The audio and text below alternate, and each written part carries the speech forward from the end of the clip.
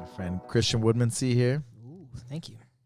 World champion, Jiu-jitsu Black Belt, Atos, represent. Yep. Up here teaching the workshop, seminar up here at Legacy today. It was awesome. Yeah. Yeah. Really enjoyed it a lot. It was good. Great environment. Good vibe. The students were awesome. Really, really cool.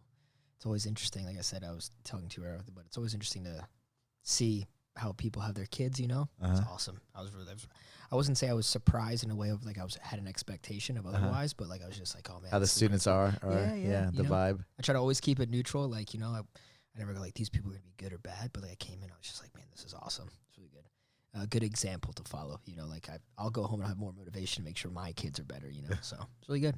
I appreciate you having me. It's awesome. Yeah, man, you're awesome. You know? I appreciate it. Thank you. Yeah, really great instruction. I know a few of your friends and just people, and I've always heard nothing but good things about you. Thank you. So when we got in contact, I was like, yeah, for sure. I'm just glad you responded. You know?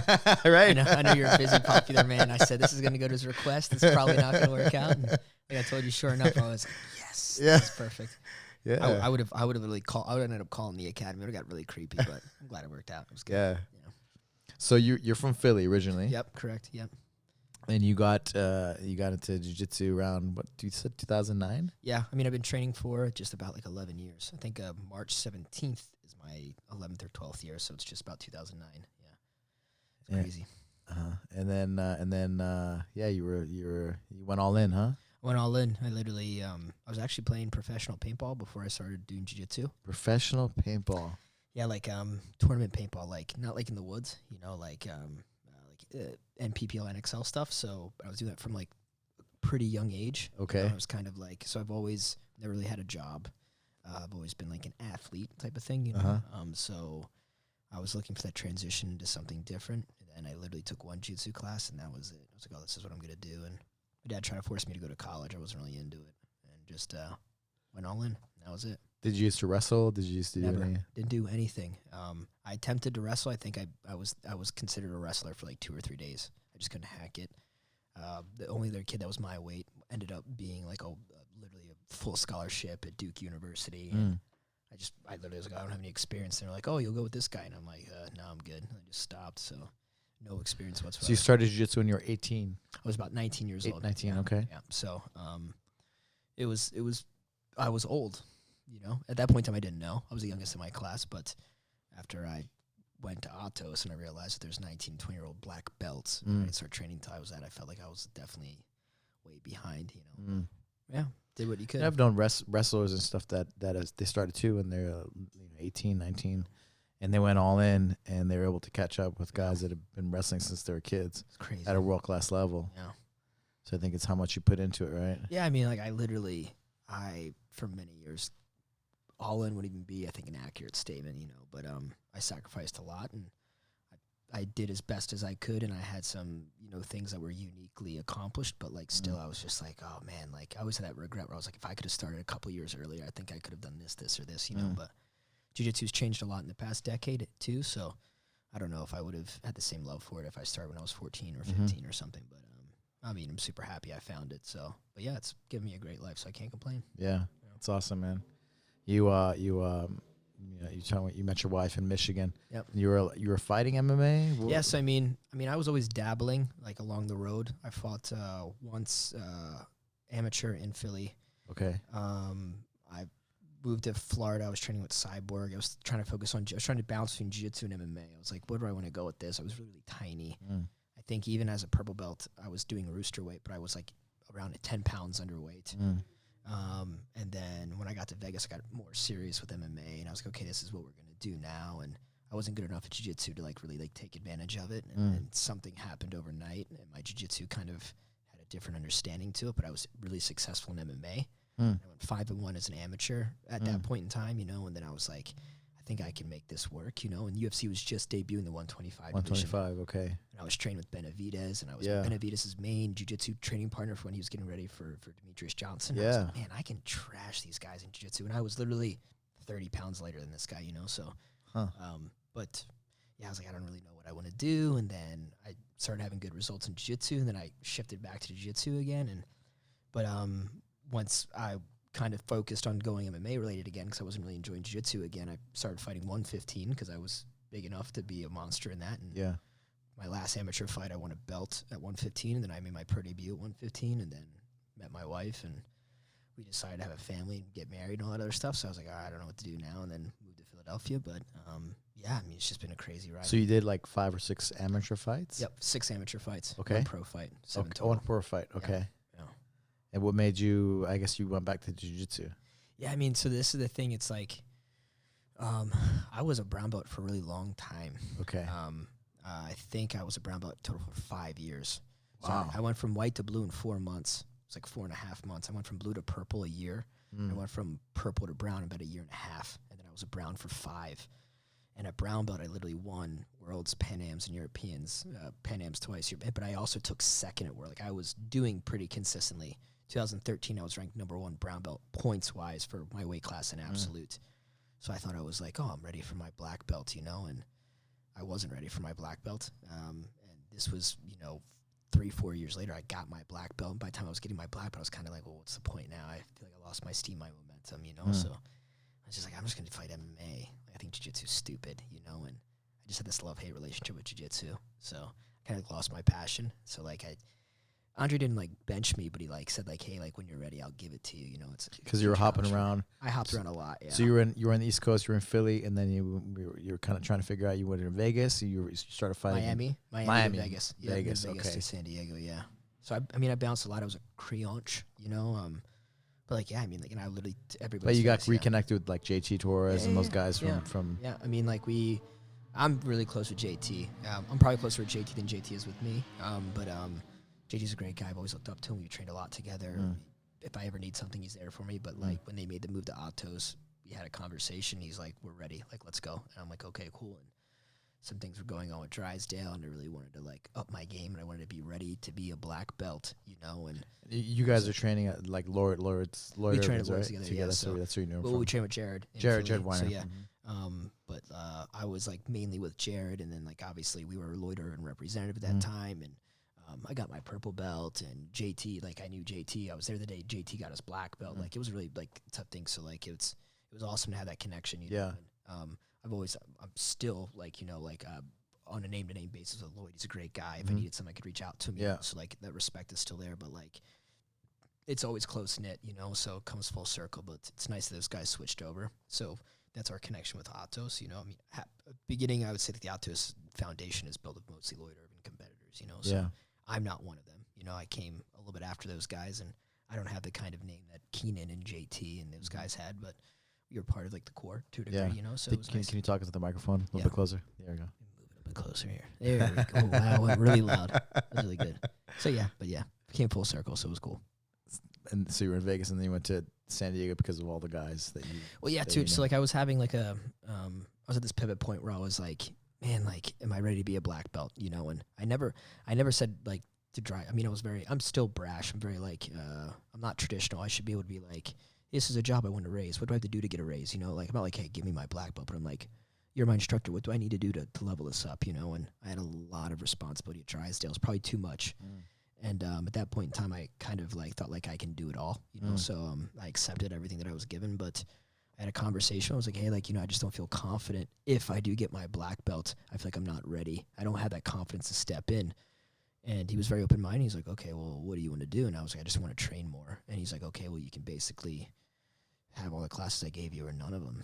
And it put me in a financial bind at that point in time, and like, oh, well, I'll just teach seminars. And he's like, brown belts don't teach seminars, and I'm just like, oh, man, like, this is really awkward, So I was like, we made an arrangement where I could do my camps with Atos. And Andre was okay with me representing Zenith. Oh, okay. And I was Zenith's first adult world champion, so it was cool. But I would come back, and we wouldn't click, and I would get, like, reprimanded to a degree, and I'm, like, not into it, like, in front of my own students, like our students, And it wasn't clicking. And when I had in my mind, like, obviously JT's like, hey, we're ready for you. So, like, it was just like, hey, like, like, I'm just going to make the switch. I'm just going to go to Atos. It's where I feel like I need to be. So just jumped, and that was it. Yeah. Nice. And so you taught at Atos headquarters, right, for some years? Yeah, I taught. kids, I taught adults, I taught the competitors, I taught the morning classes. I mean, I did a lot with Andre. Still have a strong connection. Yeah. We talk a lot about business too, but teaching is my passion. I enjoyed it a lot more than competing. So I definitely felt like I had a very respected role at HQ, being an instructor. Still do to this day, which is great. So I was part of a lot of people's influence in terms of what their game became. So a lot of the guys that you see now, like a brown belt or even black belt and stuff like that, like I was part of like their blue and their purples, which was really nice. But yeah, man, I taught a lot at HQ too. You know, when I switched over, I didn't want to do it at first. I just want to train, but Andre's like, no, man, I need you to teach. You're a great teacher. And I was like, oh, you love it, man. You were in here. I had to pull you off the mat. That's crazy. So we could have lunch. I used to feel that. It's crazy, you know.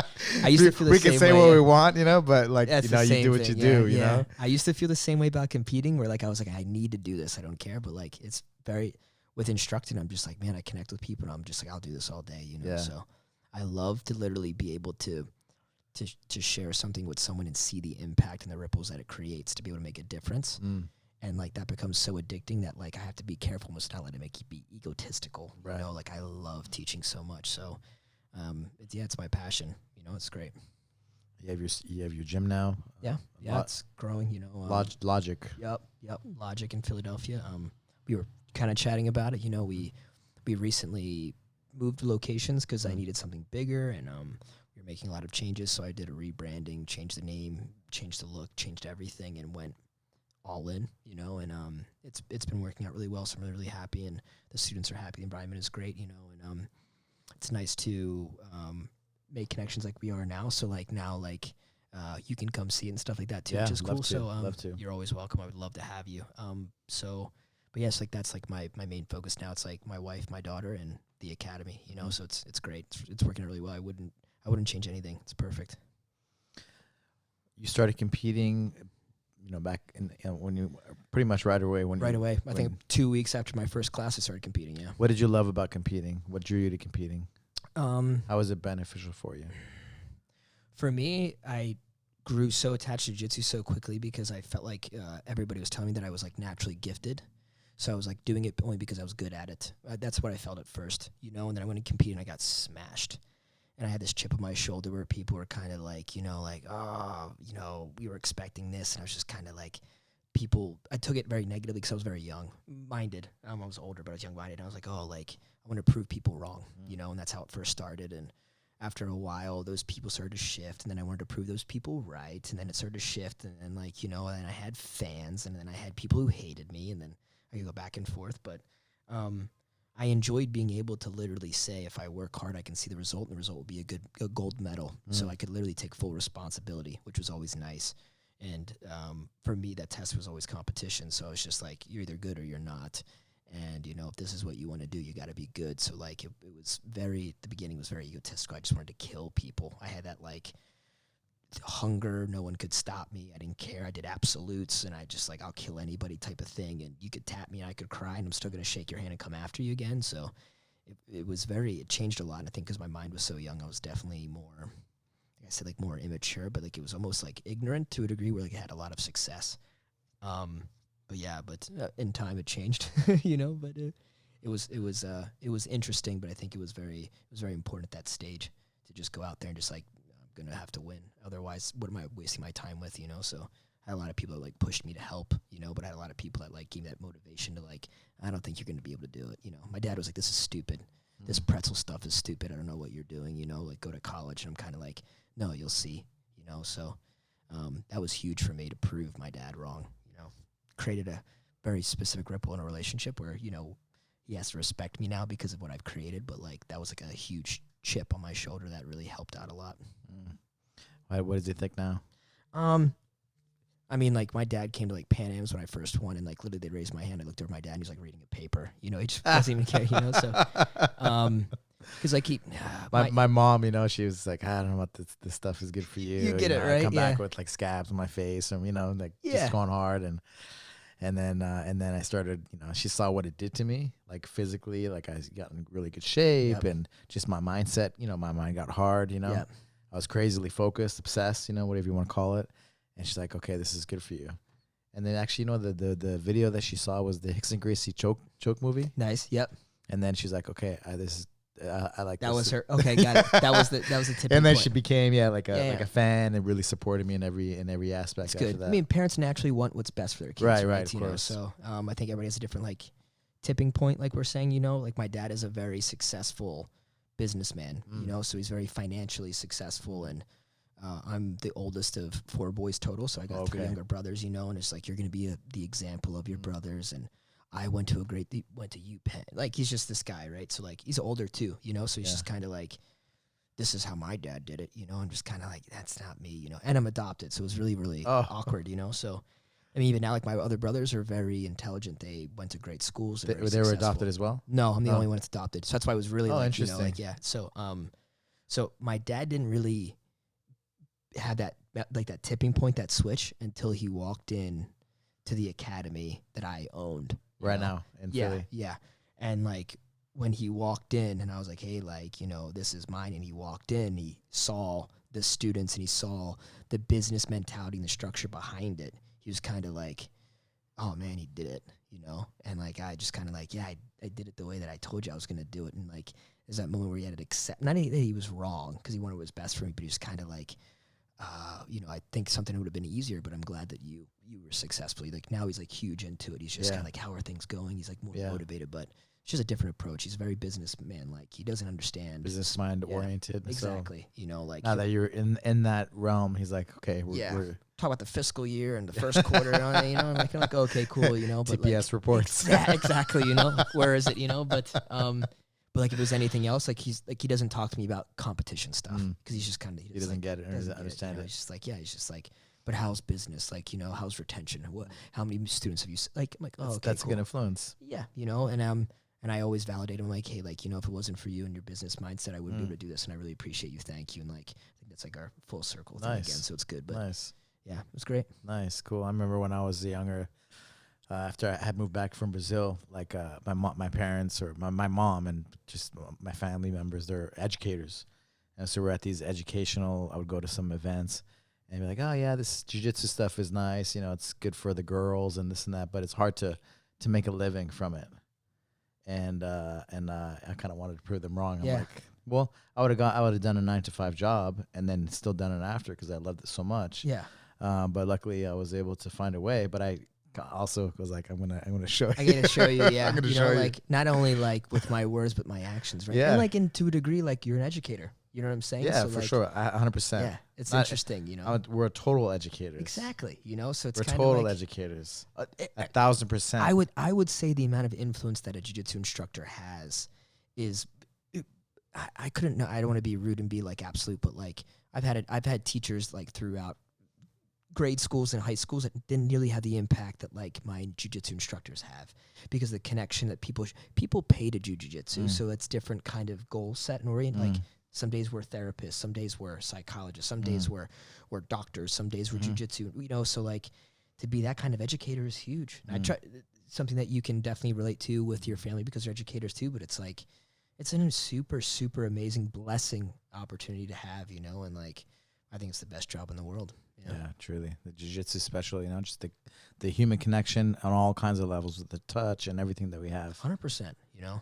It's like It's different. I don't even know how world exists without it, you know. Yeah, so it's different. It's crazy to see how people are like not drawn to jiu-jitsu as much because we haven't what's the word I'm looking? We haven't educated them enough for them to be like, oh, okay, I see what the potential is. That's why it's so raw. But like, man, you see people you have in your academy today. There was literally no stripe white belts to black belt, and everybody's sharing the mat together. Men, women, child, big, small, any color, any race, any type of goal set. You know, like if I go to high school, it's not like that. You know, so like it's just amazing what jiu-jitsu is. It really is. Doctors and you have janitors all on the same mat. Like nobody's better than anybody. None. I mean, it all comes down to like what's inside of you, right? Yeah. And I think that's why it's so beautiful because the connection that you have, you know, and the people that can't connect at some point in time. You only have your humanity. Yeah, you know, it's your heart and soul, and that's why like I always try. Who to you tell really my dad, are. Yeah, I always try to tell my dad, like, man, you don't understand. Like, I choke people like you for a living, you know, and he's just kind of like, what, you know, like, but like, man, it's so pure. Like that's why I think that's what's fascinating about it is that you literally the competition stuff is whatever, but like the mat stuff that takes place during a class is just, it's just mind blowing. Yeah. To actually see it happen with someone else, you know, and like, that's like kind of like that reward, I guess, to a degree, you know, but like. You see people change forever. Oh, man, it's beautiful. It's a beautiful thing. I just see little kids today. You know. Yeah. Watching, who's your brown belt that taught the kids class today? The Australian guy? Australia, Dan. Yeah. And he's literally like, I'm watching him and like interact with the kids, and like you can see the kids internally being molded and growing and becoming human beings that we think are good examples, you know, and like that no one ever did that for me in school, you know, so like it's great to see jiu-jitsu's doing it, like, you know, like, and that's why I think it's, as I said, it's the most beautiful thing I've ever seen in my life. It's huge. Yeah, for sure. We had, you know, we live here in Burbank, the media capital, and the Hollywood, and everything's right here. We had Vin Diesel here one time for like a week. They were shooting like the fighting scene of between him and Jason Statham, like Fast and Furious 7. Okay, got it. So they just happened to be here for like the whole week. Nice. And you know, the mom's like, "Is that Vin Diesel?" You know? Yes, it is. And of course, he, you know, Vin Diesel, he's like a great guy, you know. And he went up and talked to the kids. Nice. And made a speech. And he's like, "This is the most. I wish my parents would have put me into martial arts, and I would. Luckily, when I was older, I got to do it. But this is. He thinks this is the most important class you're ever gonna take." Oh man, that's powerful coming from someone like that. You know, like the kids are probably just kind of like, "Okay, yeah, sure, yeah. No, we know we're here. Yeah, you know." I think for the kids, you're like, you know, it's just you know somebody else. Some, yeah. But I think the moms and some of the parents that were in the room, they're like, "Oh my god, I can't believe Vin Diesel's talking like this to my kids. It's so great. It's absolutely awesome." It's a speech for like out of the Fast and Furious. Exactly. Or something, you know? Like, wow, is that scripted? Right? You're doing a great job. Wow. Yeah, but man, it's just the stories never stop, right? All different things. Oh, competition can be one of it, but it's just a small aspect of everything, right? 100%. Yeah, it's great. Like literally that example is just like to think that jiu-jitsu connect Vin Diesel talking to a bunch of kids that are like, you know, that's just crazy. Like I never heard anybody like. Oh, I was walking around Whole Foods and saw Vin Diesel and he gave me a speech. No, he didn't. You know, like came to a jiu-jitsu academy and did it. You know, yeah. 100%. You know what's cool is nobody bothered him. Nice. Well, when he was here, because we have like separate rooms, but nobody went in there and tried to get a picture with him. Just everybody totally respect him. He was with his family too, with his kids, and nobody bothered them. The importance of the environment we were talking about. Right. It's awesome. Of course, he had the security and all that, but nobody even tried, or they didn't need to touch they didn't need to say anything. Right. It was I think that was really cool. You know, you never know how people react, right? No, of course not. Someone could have came in off the street too, but they like totally like respected and like, you know. And then once he got up and he's like interacting, he actually he did. It was him actually. He's in the back like, why would anybody come back here? You're like, no, they're giving you space. I'm gonna go out there then. Okay, no problem. That's great. You know, yeah, it's really awesome. But it's great that like I said, it's great that you have an environment that's welcoming and also being able to nourish something like that. You know, like I think too, like to a degree, I'm sure probably some of your students can't even acknowledge that. Like, oh, isn't this how it is everywhere? It's right. Like, no, it's not. No, it's not. Go visit some other places. Like it's not like that, you know. So you're doing a great job. The with culture. That. Thank you, yeah. thank you, man. Yeah, I really appreciate. Like I said, I wouldn't even consider bringing my daughter somewhere that wasn't like that, you know. Yeah. So it's great to see that, and it's great to experience it. So like you're doing a great job, you know. So it's awesome what you're doing. Thank you. Yeah, of course. Let's go back to the starting jiu-jitsu, and what would you recommend like to a beginner student? Because you moved up the belts, you know, really fast. Yeah. Now there's IBJJF rules, right? All requirements, move up so fast, but Yeah. I mean, you can say you're a phenom, right? Yeah. How you move through the belts. To a degree, and then I was the opposite of a phenom. Right, It's for a like, 5-year brown belt. Yeah. It's like, wow, you went through really fast. And it's like, You wow, you took a really long time at brown belt. And, you know, it's okay. I think it's. I tell everybody, you know, like, because I get a lot of people come in too, and just like, you know, figure out what your goals are, you know, and get really clear with what you're. If you can simplify and communicate with yourself very clearly of what you're trying to do, whether it be get in shape, whether it be to grow mentally, physically, understand your comfort zone, whatever it may be, just get really, really authentic and clear with that, because jiu-jitsu is the tool you can use to get to that. It's not the answer, it's the tool, right? So if you're not clear, jiu-jitsu won't give you anything. It won't even help you, you know? So, but I think it's important just to like, just fully give yourself and be committed, you know, whether you're going to train 3 times a day or 3 times a week, but like make a commitment, stick to it, because it's going to get challenging. There's plenty of opportunities to stop. This is how you can start to see people's character and their personality, because it's like, oh, well, you know, it's not working, so I'll stop. You know, like these people are, it's like that. It's like their habits, whatever it may be, you know. So I think it's important to kind of like say like, hey, whatever you're looking to do here, like let's hold yourself accountable, you know. And I think it's important to just stick to that. But set your goals and stick to it till you do it. You know, like whether you're working at McDonald's, you got 9 to 5, you're like, hey, I want to work up to management level and I want to get this, and this. And it's like, cool, the more clear you are, the more clear the environment can be towards helping your goals, you know. But sometimes I get people to come into my academy and I'm just like, what are you looking to do? And like, they're not really sure.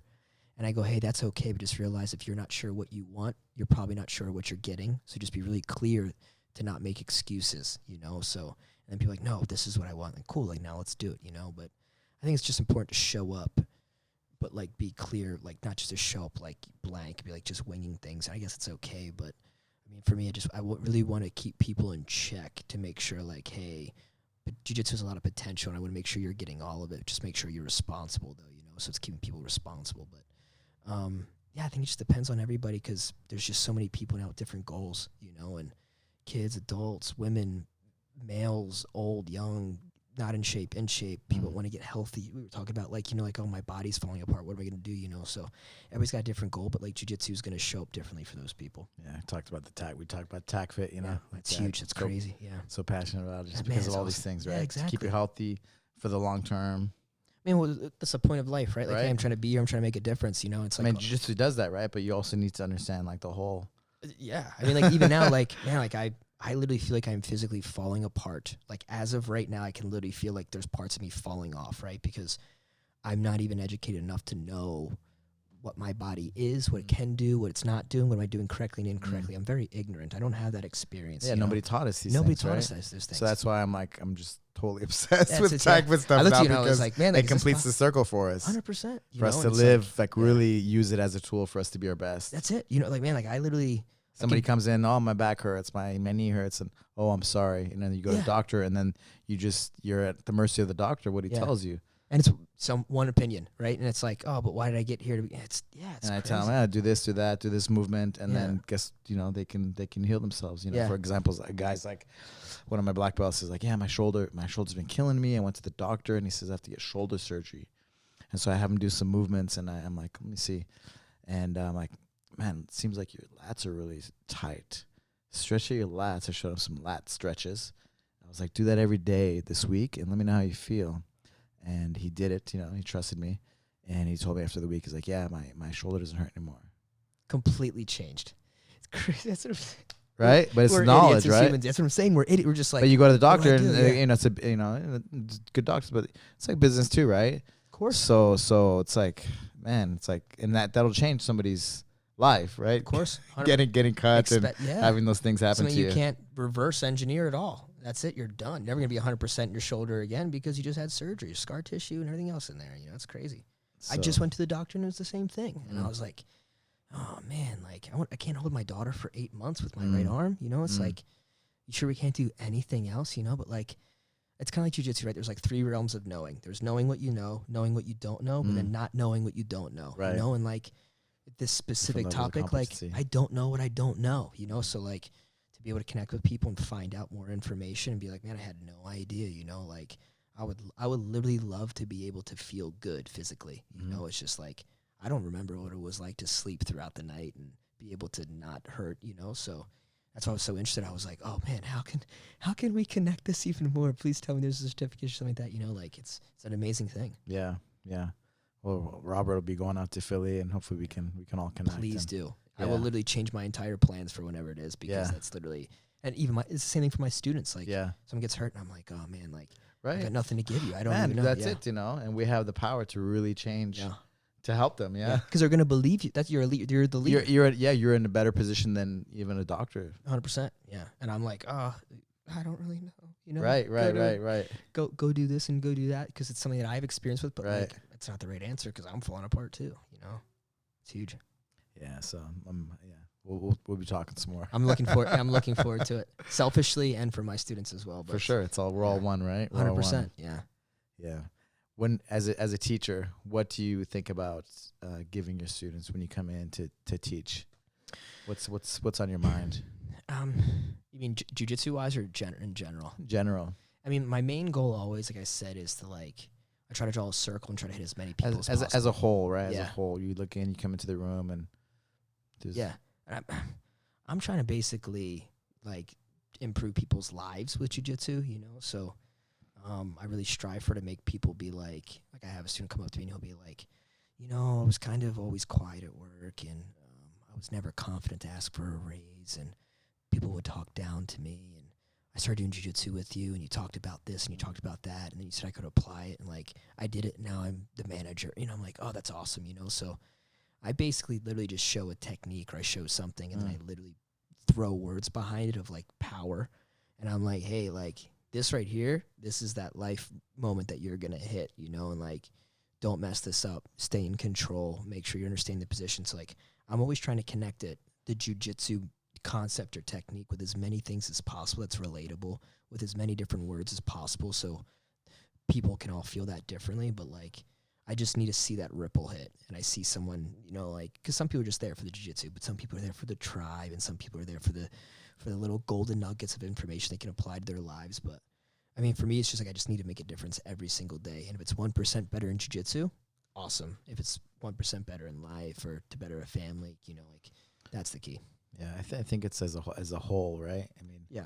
that includes competition if people want to compete, depending what their goal is. But at the end of the day, this should make them a better person. 100%. Right? You would be surprised. Like I've always been highly competitive. I've always focused, like, I feel like because competitors can lose sight of that, right? Correct. You know, and I've always felt like I've connected very strongly with competitors, but I don't even push my guys to compete. Like, in fact, if you showed up, you're like, how many of you competing next week at this event? Like, the percentage is so low because, like I said, like, hey, this is available to you, and I think you guys should experience it at some point in time, but you don't have to do it. Like, we need to focus on our goals and our growth here, and blah, blah, blah. And eventually they find their ways to whatever they want to do. But it's important not just to be so blinded, you know, because if you stay purely in any shape, way, or form, whether it's pure hobbyist or pure competitor, you're going to lose out on something, you know? So I just try to keep it general, you know? And like, I try to create something that everybody can grow from: black belt, white belt, competitor, not competitor, man, woman, whatever it may be. So if I can hit everybody, that's the key, you know? If I got to pull down a little bit from one area, so it's more general for everybody, I'll do it every single time. I mean, like today, like I said, like,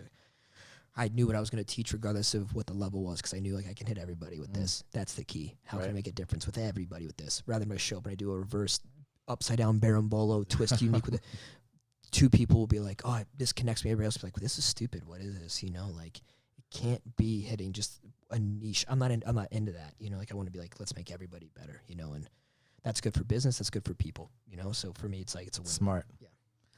You know, you're a lighter weight, and that was telling some of the guys, like, you know, my professor Draculino, he was a featherweight. He did, you know, super feather. It's a monster. Small guy, right? Smaller guy, and so is Brandon. Mullins. Brandon Mullins, Yeah. Exactly, yeah. Brandon Mullins, absolute monster too. I used to look up to him a lot when he was competing. I was like, oh man, Brandon's a monster. Yeah. And so you know, Samuel Braga, all these guys, but you know, I always look up to guys that are smaller because their technique has to be so much better than, you know, heavier guys. It's for me, it's like, it's not even. I literally suck at jiu-jitsu in the sense of like application, right? Like, I can teach somebody something, they can do it better than me to a degree, right? But I know I can understand it to a deeper level because of my size and whatnot, whatever it may be. So when you literally can teach something with such information that people literally, if everybody can attach to it, you know, it's quality, and that's the key for me. But like, I've taken class with Draculino, and I'm literally like, man, this dude's a god. Yeah, you know, and it's like, sure. It's awesome. And I've also taken class from Galvão, and I'm kind of like, oh, okay, cool. Like, I've literally taken class from like almost all the Popovich, Cyborg, Dries, like all these people who are like ADCC champions, all these people, and it's just kind of like, you would be shocked how many of these guys are not great instructors, but they're great competitors, you know, and like, Drac is one of those guys who can do both. Yeah. And that's huge for me. And that's always like, man, like, I want to be like that guy, you know? So listen when he talks. I want to be like that guy. I think that's like, why. Man, if Draculino. I followed him, you know? If Draculino heard this and then called me tomorrow and said, hey, man, you know, like, it was great that one time you were here. Like, what do you think if we did this? I'd be like, yeah, sure, whatever you want, you know? Like, perfect, no problem. He's just like, he's literally everything that he is. He's a great leader. He's a great human being. Yeah. He's a father, you know, all these things. And he's like, he's literally a jiu-jitsu legend, you know, and like, he's a good human being, you know, so it's huge. Literally the bone definition of an example to follow for a leadership. For sure, for sure.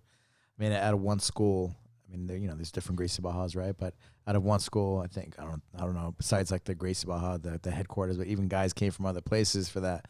But our school in Belo Horizonte, like there were so many world champions that came out of there, black belts, and they were all homegrown. Yeah. It's almost like an old HQ in terms of like how many people were housed in one place with that kind of level of accomplishment, and that's why it was a powerhouse, like, and that's, yeah. If you can recreate that in many places, that's huge. Right. It's and crazy. Even the lighter weights like Samuel Braga, the Pablo Silva, like, I mean, you just go on and on and on, right? Brandon Mullins. Okay. Man, I love Brandon so much. He's a monster. He's recreating that out here too in the States. Insane, yeah, like, and Drax got some really good guys at it, because I think for a while it was like, Brandon's there, obviously he's teaching a lot as well. But what's the one kid, the black belt? Isn't he fighting JT, or he fought JT? Lucas.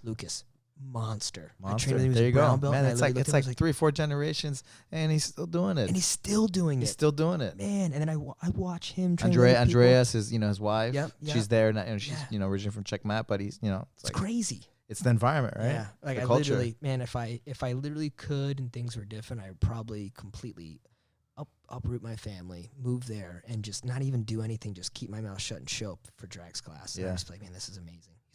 He's literally, and I showed up there with with my gi on, Atos patched up, everything else, that didn't bat an eye, didn't care, gave me the time of day. I asked him a question, he answered, was very, very brash with me in a very powerful criticism way, like, hey, here's constructive criticism. Man, and I'm like, out of all the places I could possibly go with all the people, this guy is literally treating me as if I'm one of his own. It was beautiful. I was shocked. I went back and I told Andre. You went to visit him in Houston? Yeah. I actually was on the way. I was coming back from doing a seminar tour, and I was in Spain for like 2.5, 3 weeks. And I stopped in Houston, and I was there for like 2 or 3 days. And I showed up to train, and I was trying to take Brandon's classes, and I was trying to roll with Brandon because I was like, I want a piece of this guy, right? And Drac taught class, my jaw dropped, and I was picking it up, and I was just holding it there. And he's like, oh, man, how are you? He's like, I've seen you. You're pretty good. I'm like, oh, thanks, like, try not to be too. And I was just like, man, this guy's awesome, and it was very, very similar to your environment, very welcoming. Everybody was nice, like nobody. Tough guys, good guys, but very tough guys, good guys, very respectful. Like nobody was like, oh, let's kill this kid. He's got an auto. Man, it was like you wouldn't even have told the difference if someone was in there. They had no idea. He's the real deal. It is. He's the real deal. Doing an amazing job. Yeah, and for me, he's the best teacher, in the world for sure. Yeah, just because he's a smaller guy, technique, his knowledge, his ability to transfer. He's still beating people up. Yeah, it's crazy. I watched him in person, but I watched him in videos, and you're just kind of like, no, there's something up. There's no, and he's just trashing guys, and you're like, man, I would love to see him compete. Just like, and not like maybe a super fighter, something like 80cc, whatever it may be. Yeah, like, you should do another do match. Yeah, he'll be back. Yeah, at some point in time. Yeah, and he'll literally look like he never even missed a beat. No, for sure, he still got it. He still does everything. No, it's crazy. He's still the same guy. Yeah, amazing. I think he's the real Yoda of jiu-jitsu. That's my opinion, but I'm sure other people will be like, no, it's John Danaher. Like, no, I don't think you. I don't think that Drac gets enough credit. His leadership too. I mean, it's like the whole package, right? Yeah. And so it's like if you put his leadership and everything of the things that he's actually done. Yeah. Man, and then you look at the numbers of world champions, black belt world champions that he's created. Yep. I think there's just not enough focus of marketing around that for other people to be educated and realizing what's going on, But I mean, if you talk to the who's who of jiu-jitsu currently right now and, like, you got their opinion, I would definitely be like, hey, let's take a vote. Like, who would you believe is one of the a strong pioneer? I wouldn't say pioneer because he's not like the original. Yeah, but, like in the sense of, like, who's done, like, all of these things, like people, Drac, 100%. For so many generations now as a teacher. It's crazy. Yeah. And his son's really good, too. Does he still train, though? Like, I don't know. He went to, did he go to law school? He's like into politics now. I'm not sure. It's crazy, just like watch. He's like a Republican. See the pictures. Like, his daughter's an attorney. She just moved to New York City. Yeah. Oh man, you're doing a great job, Drac. Creating champions on and off the mat. It's huge. That's what it's about, right? I hope to do literally half of what that guy's done. That'd be huge. It'd be a huge accomplishment for me if I could do that. So like it's. But to see the leadership, it's not only motivating, but literally you can almost look towards him for confidence and saying like, this is what can be done if you just follow the course. You know, it's huge. Speaking of talking about, who are some of your favorite, I guess, competitors, and why? I think it kind of depends. Like, obviously, I'm a little bit swayed towards smaller guys. So, like, I look at the guys like Taliesin. You know, Taliesin is very good. I look at the guys that are like Mike. You know, I'm like, okay, these are awesome guys. You know, and they've got the technique and everything else like that too. And look at Mike Europeans where he's fighting absolute. You know, like you can't take anything from him. You know, so but jiu-jitsu is changing. You know, so the athletes are changing, and you're seeing almost a ripple in time take place in terms of what jiu-jitsu was, in terms of what it's going to be, and when it transfers into something else, you know. But I mean, I love like the style even, right? Exactly. You know, like sports jiu-jitsu versus, you did some fighting and stuff. So it's more self-defense fighting aspect versus just strictly sports jiu-jitsu. Yeah, you know, like, I mean, from Rick and Phil in that sense, like, you know, like I learned some of the Gracie style jiu-jitsu, right? Like, you know, like I would love to like sit down with someone and be like, oh, what if they did this? They're like, and no one ever taught me this, but I would maybe do this, you know, but like, it's got a different take on it, you know? And I think to look at the guys in terms of like who the guys that I'm looking towards now from competitors are kind of like that new generation that like grew up learning from the guys that are from before them, you know? So seeing like Taliesin, who's under like with the Miaos and Marulio, who are monsters in themselves, but they're the previous generation and they're still competing and doing well. Taliesin is literally like taking that crown while they still have it and moving forward, beating literally his black belt debut at Europeans. He beats Bruno, right? So like Bruno was literally the king of kings of rooster weights, and literally to see Taliesin beat him is first. So do you see there's already a switch, and that's huge, you know? So to see those kind of things take place, it's absolutely amazing. But there's a lot of lower belts I look at and I go, man, these guys are going to be monstrous black belts, like Andy Murasaki from Atos, you know, like that kid is a jiu-jitsu phenom, and he's a good human being, and he's very respectful, he's very humble. The ability to see him teach, like, that's something that I'm not used to, because, again, like I told you, not all competitors are great instructors, you know, so, like, the mold for these guys are coming up, are like, hey, this is the standard, and the standard is so much higher now because of the generation before them, you know, so I would say a lot of the guys that are a black belt that are new generation in terms of, like, Jonas Andrade, the guys from Unity, like all those guys, the Cesar Costa guys, Iago, all those guys that are coming up, they literally are like, they're very well-rounded in terms of they can teach, they can compete, they're very athletic, and they're going to be doing something for a very long time, you know, and I don't think that those guys are on anything either in terms of supplements, which is nice, you know, but that'll be interesting to see going forward. But that's all the subject with the that's Atos. the subject, you know, like it's not all of us are on it, right? So I love when people say, like, they post photos and you're like, you know, like, look at all these guys, they got to be on something, and it's like there's a couple of guys in there that are not ripped like that aren't anything, you know, but a lot of people are on it, so it is what it is. But it's always been like that. It really has, you know come on. Sports, you know, just sports in general. The one thing I don't understand, and I kind of think Seth Daniels says from Fight to Win, it's like, if you are going to test, you need to test everybody. And I think that would change a lot of people's perspective of things, you know, because there are plenty of guys losing their first round fight that are also on it, that are losing to other guys that are not making the podium that are also on it. Like, a lot of people are on it. So, like, test, that's cool. Like, level the playing field, but test everybody or test nobody. Right. Don't selectively test here and there, you know, like, I don't really know because I don't keep up with times, but, like, obviously Kenan just got popped, you know, and it's like, okay, got it. And, like, you know, whatever the report is what you can see online, the official report, but, like, was Leandro Lo tested?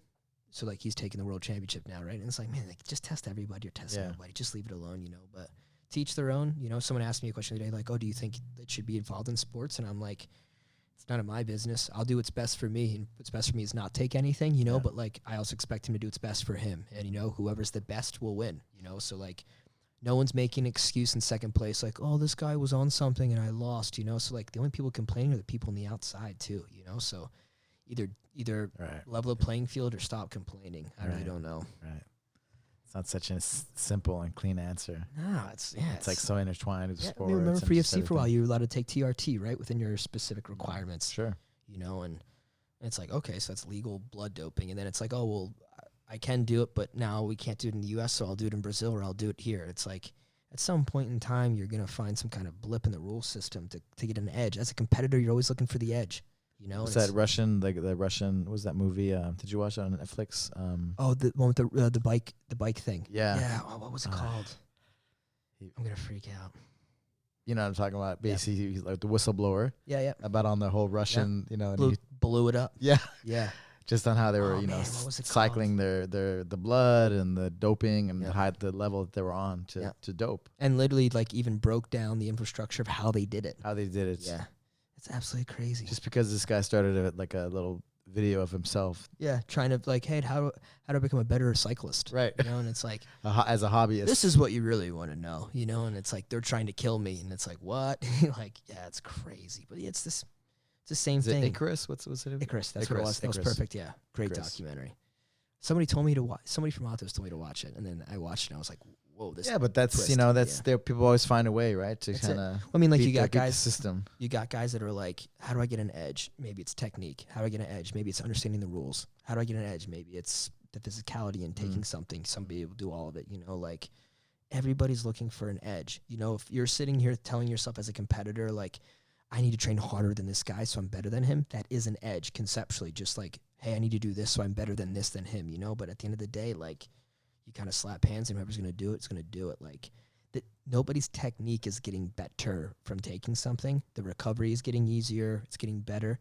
But, like, you got to think about it, too. If such and such took something, they're sacrificing years off their life to do that, too. You know, like, if they win, they lose. That's on them and whatever it may be. But, like, Kanan's not winning because he's on steroids.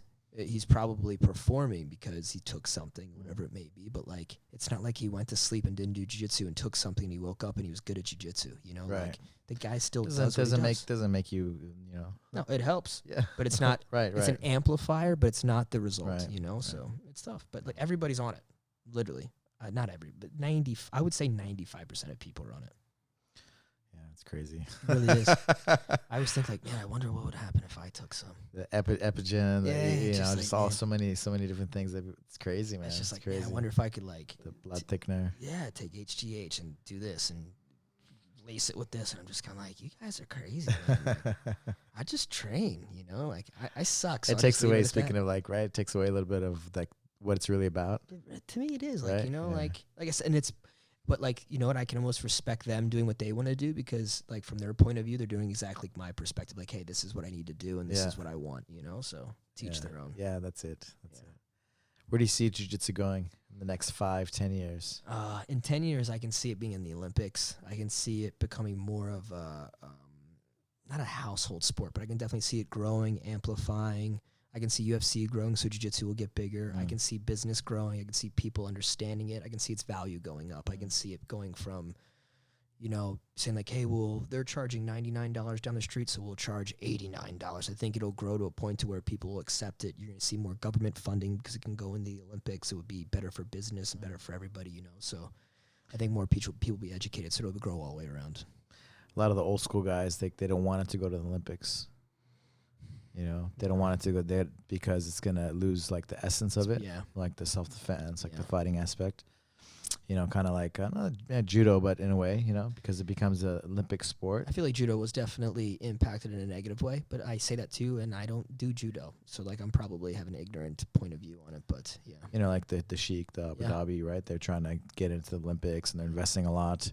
But yeah, a lot of these old school guys, they don't want it to go to the Olympics. Because it'll take away from what it's really about. And that's tough, you know? Right? It's like, I think everything evolves. Everything has evolution, you know? And, like, I think it's tough to let go, but, like, it becomes something bigger. I think it would be awesome to have it in the Olympics, you know? I think it would be awesome, you know? Yeah. Like, my son, my daughter is going to the Olympics for jiu-jitsu. Yeah, that's something that wasn't possible 10 years ago, you know? So we'll see, yeah. With I think UFC becoming more popular. Yeah. I mean, it being similar to judo, but it's kind of overtaking judo, right? In the popularity around 100%, the world. Yeah, you know, and I think there's a lot of promotions that are out there that are all chasing different formats that will help someone create the format that would be the most easily accepted by non-experienced, non-educated people that are watching jiu-jitsu, you know? So, at the end of the day, too, like, if there's a specific format for the Olympics that, like, it's like, oh, well, like, we don't really into it, cool, then don't compete for it, you know, and then, like, go do ADCCs. Everybody has its own format, you know, so.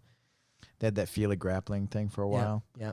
So they're trying to, the governing body of wrestling was trying to get involved with the grappling portion. Yeah. So that was I another got friends that avenue. really do that. Yeah, they do the trials and they go every year to like Kazakhstan. All these people, they wear the red USA gis, and I'm like, dude, do your thing. That's awesome, you know. So like, it's super huge, you know. I think like whatever. Yeah. If it grows, it grows. You know. It's like, cool, man. Have different opportunities. You know, Exactly. back like 20 years ago, we didn't have all these opportunities. It was just like we had way. like the the Brasileiro, the Worlds, the Pans, and then we had like the Team Brasileiro. Those were like the 4 big ones, you know. And then we had there's an IBJJF 2 events every weekend all over the world. Sometimes. So it's cool, you know. It's cool. You have opportunities, you know, and all different things like the Fight to Wins, all these professional events where you can make some money, get exposure. Yeah, I mean, think about it. 3 years ago, do you think there was any purple belts that were able to do super fights and make money? Right. That's crazy. Yeah. So it's cool. It's cool to see that, you know. Yeah. Yeah. You know, we have the Olympic thing, and then I think like what I remember like driving around, like maybe like when was it?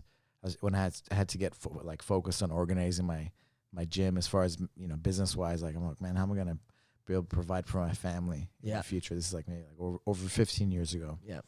And I drove around. I was in New Mexico still, and I drove around and I looked, and you know, karate and taekwondo had been around for forever. And I looked around, and there's a lot of karate schools and taekwondo schools, but I looked, and it seemed like there's only a few that were like seemed like they were healthy or good businesses. And I just thought to myself, okay, maybe there's gonna be jiu-jitsu on every block, right? I mean, here in LA, there is so much jiu-jitsu. Yeah. But I still have that vision. Like, it's just make sure you do everything right, you know, business wise and everything. Being like, professional. Yeah. Do you feel like from the aspect of being a businessman with jiu-jitsu, do you look at karate, taekwondo, and some of the quote unquote traditional martial arts, and you feel like because of their inability to not evolve, that their business is going down? Do you feel like it's something that's past time? It's not, you know, like there's like these karate guys in taekwondo, like they do these cash outs and, you know, do these like different certain business practices, you know, that okay, you can make more money, but like long term, is it the best for like the students? You know, going back to that again, you know, is it best for the student? Like, is it good because most people are going to quit, so you're going to take the money without them kind of receiving the lessons and the training, and you know what I mean? Like you're gonna basically bet on that, you know? Correct. Which isn't cool, you know? I think. Agree. Yeah. And so I think it's finding that happy medium. Yeah. Of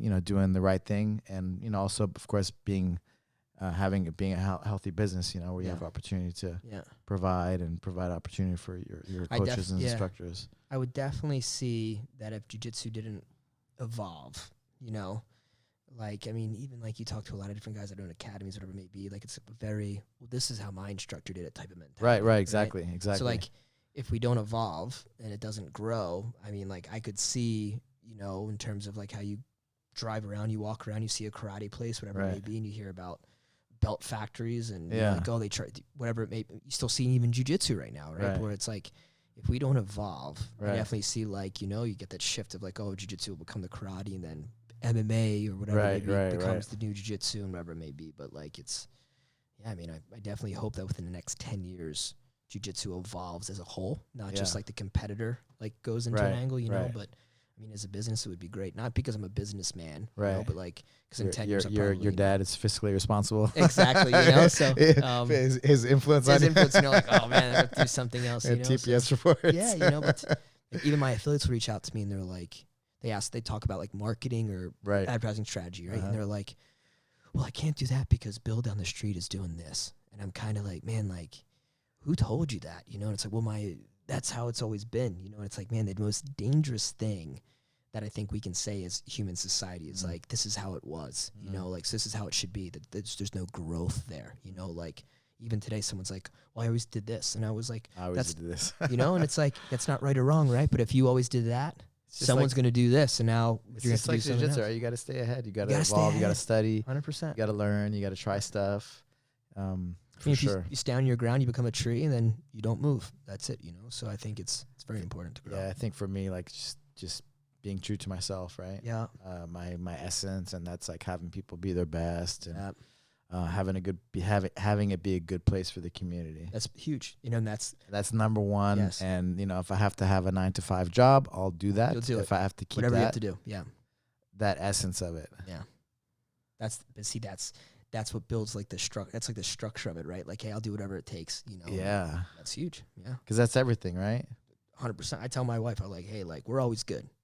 Well, what if this? No, we're good. Like, it'll never be a problem, you know? But like, I think that's the mentality that you need to be in our position in terms of like, I'm an academy owner. Like, this is like, I provide for my family with this, you know? Like, I'll do whatever it takes. Like, I'll get a job. Yeah. Work at McDonald's if I had to. I'm going to work my ass off. That you can guarantee that, you know? 100%.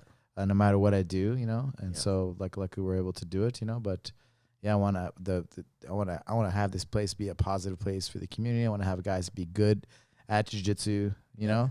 World-class guys, you know? Yeah, keep that standard high. Yeah. Yeah, of course. Yeah, really earn it, like old school style in a way. I'm you into know? that. Yeah, yeah. Totally. Not you just show up, but just have all these things in place. I think that's like the one thing that I would probably be swayed and say like I like how like this is how it was in the past and it kind of should be. You know? So like, but like like the standard should be high and there should be growth there. You know, and you're pushed to rise to the standard rather than the standard being lower. You know. Yeah, because at the end of the day, when I think of like in 10, 20 years, like in somebody's life, I just look at my life, how what jiu-jitsu is meant to me, is that like those promotions and those things, like you don't know if you're going to do it, if you're going to be able to get your blue belt, purple belt, brown belt, black belt. Yeah. And I think that's the place to be, and you just got to surrender to the process. 100%. Yeah. And that's where the magic happens. And then if you did that, you can do anything you put your mind to. That's literally its life. 100%. And it's like literally you can put that in a little box because of jiu-jitsu and be like, oh wow, I can be reminded about how I need to do this in multiple different facades of life because of jiu-jitsu. And it's like there's no repercussions, right? Like, but if you don't instill that with your career or with your wife or with your husband, you're like, yeah, this is what's gonna happen. So like the great thing about jiu-jitsu is you can tap and restart, right? You know, like, and depending on your level of authenticness in life, like you can kind of do that too, you know, like, hey, I made a mistake, honey, I'm sorry, you know, like, cool, got it, tap and restart again. But like, it's better to learn from the mistakes being made in jiu-jitsu or watching other people's mistakes in jiu-jitsu and grow from that than like go out in the real world and just tank, you know, like, oh, I don't know what's going on. It's like accountability, just focus, you know, just surrender to it and do what you need to do. 100%. That's it. Well, thanks, man. Thanks for hanging out. How can people find you, your gym? Instagram. You can go on Kristian Woodmansee. It's my fan page. It's the Facebook. It's everything like that. But the academy is Logic. But the Instagram, I think, is Logic Philly. Logic Philly. Okay. Logic Philly. Yeah, it's in Philadelphia. Anybody's always welcome. Feel free to stop by. It's open doors in both directions. So nice. I'll be visiting you for sure. Please do. Yeah. So maybe make a trip with the family or make a trip with whoever. But like, let me know. Like I said, I will literally change everything in my schedule to accommodate. You're always welcome. You can stay at the house, do whatever you need to do. So it'd be awesome to have you. But yeah, no, you're always welcome. Thank you, brother. Of course. Thank you, man. Pleasure is mine. You're awesome. Thank you for having me. Really appreciate it. Thank you. That was awesome.